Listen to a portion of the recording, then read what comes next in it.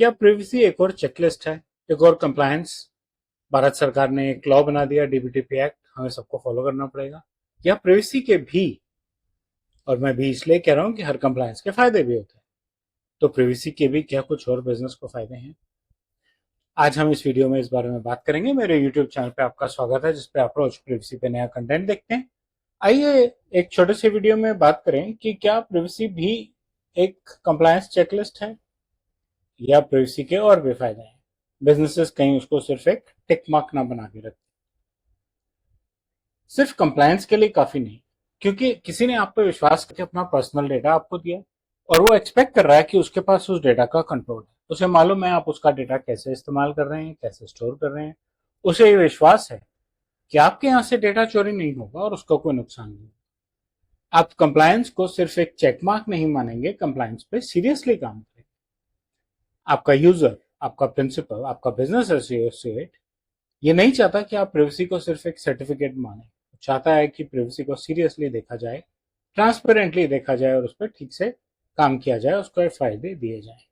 Privacy ethical data handling का नाम है। एथिकल डेटा हैंडलिंग मतलब data handling, data management practices की जितनी भी बेस्ट प्रैक्टिसेस हैं उनको इम्प्लीमेंट करने का एक इनडायरेक्ट नाम कह लीजिए, एक इनडायरेक्ट तरीका कह लीजिए।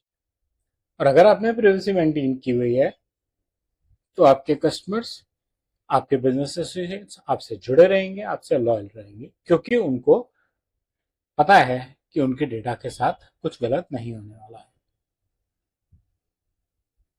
ट्रांसपेरेंट यूजर इंटरफेस एक ऐसी चीज जो आपको आने वाले दिनों में बहुत नजर आएगी।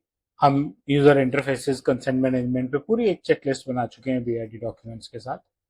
प्रिवेसी के डैशबोर्ड्स जिसपे पता रहेगा आपके यहाँ ब्रीच हुए, नहीं हुए, हुए तो आपने कैसे कंट्रोल किए, इंसिडेंट हुए तो कैसे कंट्रोल किए।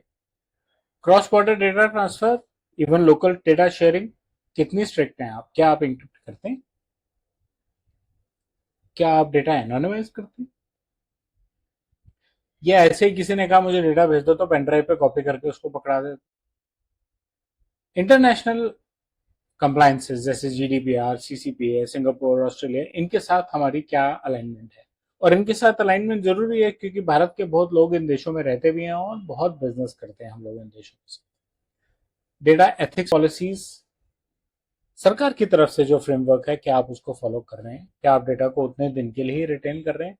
और अगर आप ये सारी गाइडलाइंस को फॉलो कर रहे हैं, आप कंप्लायंट तो हैं ही, लेकिन आप अपने डेटा प्रिंसिपल का डेटा सेफ भी रख रहे हैं। वो सुरक्षित है, वो खुश है।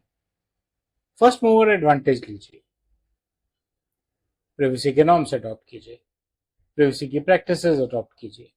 देखिए आपके यहाँ क्या कमी रहेगी, असेसमेंट्स कीजिए, अपनी जिम्मेवारी दिखाइए कि आप जिम्मेवार हैं, आप जवाबदार हैं, कि कुछ दिक्कत होगी तो आप कैसे हैंडल करेंगे, जिससे कि लोग आप पे और विश्वास कर सकें। और उसका सबसे बढ़िया तरीका है डॉक्टर एन कॉवोकियन का प्रिवेसी बाय डिजाइन प्रिंसिपल्स का मॉडल।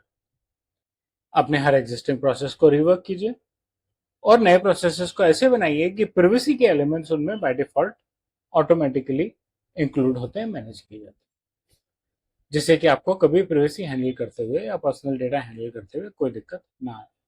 तो तैयार रहिए, प्रिवेसी पे काम कीजिए और अपने डेटा को, अपने डेटा प्रिंसिपल्स के डेटा को सुरक्षित रखिए। प्रिवेसी बियॉन्ड कंप्लायंस पे बस इतना ही। मुझे उम्मीद है आपको मेरा कंटेंट अच्छा लगा होगा। बेल आइकन दबाएं, मेरे चैनल से सब्सक्राइब करें और अपना फीडबैक कमेंट सेक्शन में शेयर करें। धन्यवाद।